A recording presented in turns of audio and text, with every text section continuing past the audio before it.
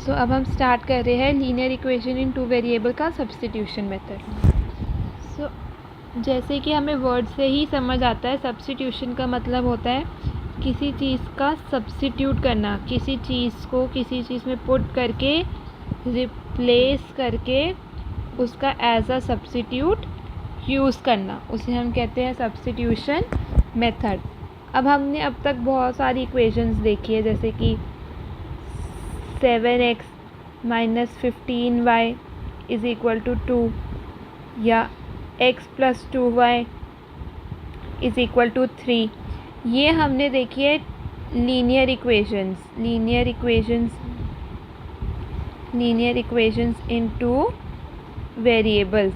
अब हमने इतना तो पढ़ा था कि हम लीनियर इक्वेशंस के कैसे हम वो निकालते हैं सोल्यूशन की, इसके इन्फिनाइटली मैनी सोल्यूशंस है, नो सोल्यूशंस है या सिंगल सोल्यूशन है, a1/a2 करके, b1/b2 करके, c1/c2 करके। हमने हमेशा इन दोनों को ग्राफ में रिप्रेजेंट किया है, बट कभी भी हमने इन क्वेश्चंस का सोल्यूशन इंडिविजुअली आपस में ऑपरेट करके नहीं निकाला। हमने हमेशा x और y की वैल्यू फाइंड करके हमने ये शो किया है कि उसकी वैल्यू LHS और RHS की इक्वल है, बट कभी भी हमने x और y की दोनों में जो ट्रू वैल्यूज़ हो वो सॉल्व करके नहीं निकाली है। तो उनके लिए हम 3 मेथड पढ़ते हैं। एक होता है सब्स्टिट्यूशन मेथड, एक होता है क्रॉस मल्टीप्लिकेशन मेथड और एक होता है एलिमिनेशन मेथड। तो आज हम पढ़ेंगे सब्स्टिट्यूशन मेथड। तो सबसे पहले हम देखते हैं कि सब्स्टिट्यूशन मेथड होता क्या है। हम स्टेप 1 क्या करते हैं। स्टेप 1 हम ये देखेंगे कि सबसे पहले इन दोनों में से आपको कौन सी ज़्यादा ईजी टू अंडरस्टैंड इक्वेशन लग रही है, 7x minus 15y is equal to 2 या फिर x प्लस 2y इज़ इक्वल टू 3। तो अब हमें देखकर ही पता चल रहा है इस दोनों में से, इन दोनों इक्वेशन में से इक्वेशन 2 जो है वो मोर इजी है आंसर निकालने के लिए। तो सबसे पहले हम लेंगे जो इजी वाली इक्वेशन हो, टेक इक्वेशन 2। हमने ली x प्लस 2y इज़ इक्वल टू 3। अब इसमें हम देखेंगे कि अब हमें पता है इसमें 2 वेरिएबल्स यूज़ हो रहे हैं, x एंड y।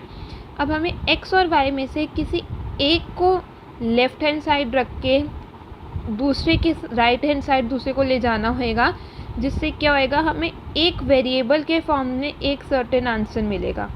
अगर हम इसमें हम जैसे कि x is equal to 3 minus 2y कर देते हैं। जैसे हमने इसमें क्या किया, x इधर रखा और 2y को इधर लाके माइनस कर दिया।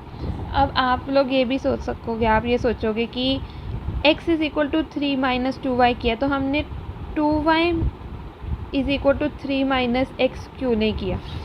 क्योंकि अगर आप देखोगे, अगर हम यहाँ से y की value as a single variable निकालनी है तो वो इतनी बड़ी कंपैरेटिवली बन जाएगी इससे, जैसे 3 माइनस एक्स बाई 2।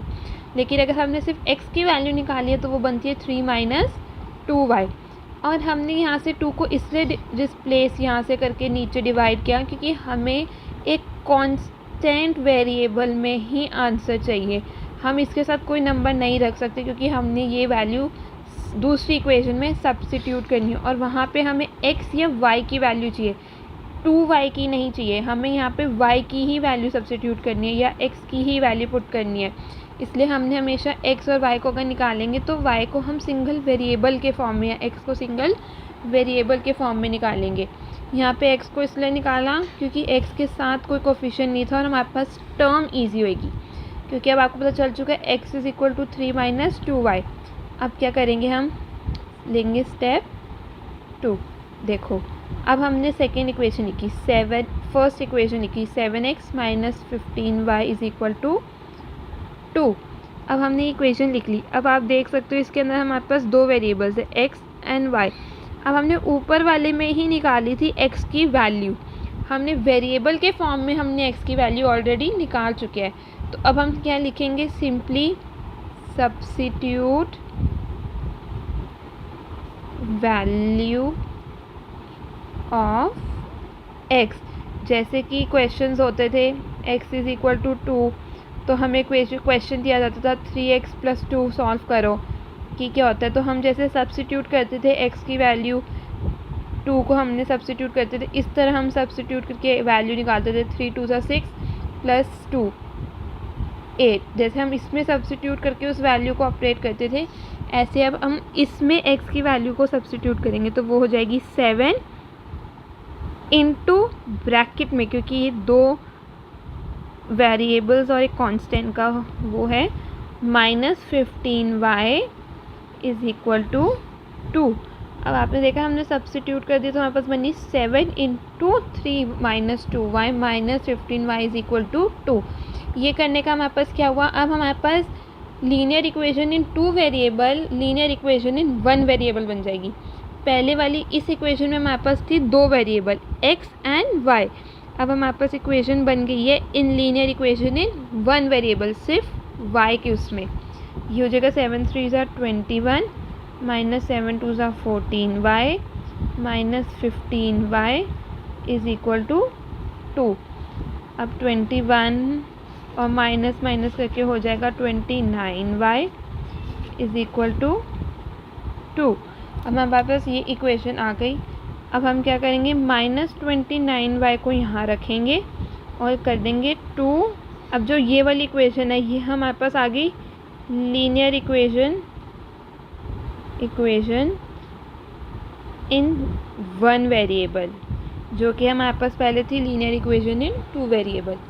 अब हमने यहाँ पे 2 आया और ये 21 को हम इधर लाके माइनस कर देंगे तो इट विल बी 29y = -19। तो अब हमारे पास y की वैल्यू आ गई 19/29। हमारे को दोनों हमारा गोल इन सब्स्टिट्यूशन मेथड का या एलिमिनेशन मेथड या क्रॉस मल्टीप्लिकेशन जब आगे पढ़ेंगे यही है कि हमने x और y की इंडिविजुअल वैल्यूज़ निकालनी है।